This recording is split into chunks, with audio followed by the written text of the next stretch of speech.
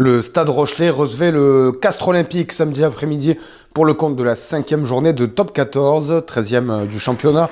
La Rochelle restait sur une défaite à Montpellier et retrouvait son jardin de Marcel Deflandre à guichet fermé comme toujours. 4e avant le coup d'envoi, Castres va rapidement être asphyxié par le Stade Rochelais. Après cette touche bien négociée sur les 40 mètres, Grégory Aldrit se met en position de 9 et ouvre au large. Le ballon circule vite et les espaces se créent dans la défense castraise, servi à toute vitesse par Leeds. Bouli Rouaroua retrouve son ailier au soutien qui ne peut malheureusement pas résister au retour de Nakosi et Julien Dumora. Première grosse alerte pour les Tarnais. La Rochelle domine cette première période et indiscipliné, le Castres Olympique est réduit à 14 après avoir perdu Guillamant sur carton jaune. Les Maritimes passent la vitesse supérieure sur une nouvelle pénale-touche. Le molle se forme et Pierre Bourgarit voit le trou à 5 mètres de la ligne pour y aller seul. Les Rochelais font l'écart, font le trou, font le break juste avant la mi-temps, 17-3, puis 19-3 après la transformation de Pierre Poplin, auteur d'un sans faute samedi après-midi et de 20 points au pied. On revoit le boulevard qui s'est ouvert devant Pierre Bourgarit qui n'a plus qu'à aller aplatir sous les poteaux. Juste avant la mi-temps, une première période qui s'achève dans un climat électrique après 2 nouvelles expulsions sur carton jaune, après une explication musclée entre Jonathan Danty et Julien Dumora. Si Castres est entré progressivement dans son match au fil de la seconde période, ce sont les Rochelais qui vont asseoir un peu plus leur domination.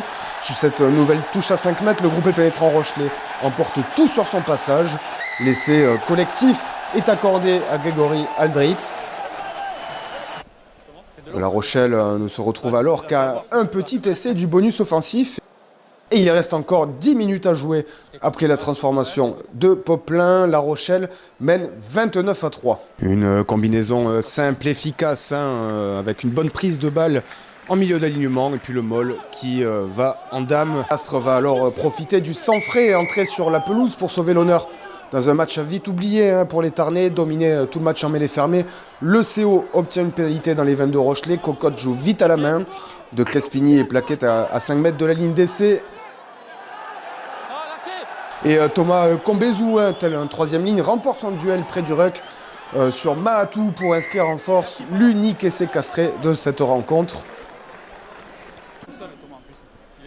Voilà la passe de Cocotte pour de Crespigny. Cocotte à nouveau qui joue pour Gaëtan Barlow. Donc Thomas Combezou ne voit le trou et s'y engouffre, résistant à la défense et à 3 plaqueurs Rochelais.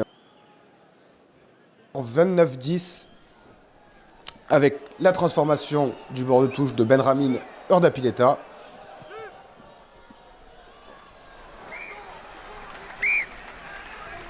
Et après une dernière occasion tarnaise, la défense rochelaise gagne un nouveau ballon. Brésulien n'a plus qu'à taper en touche pour sceller la victoire du Stade Rochelais.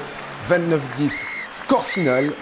Après Biarritz, La Rochelle renoue avec le succès pour le plus grand plaisir des 16 000 supporters maritimes. Les partenaires de Pierre Boudéan peuvent respirer et sortent de la zone rouge. Castres perd de place et pointe désormais au 6e rang.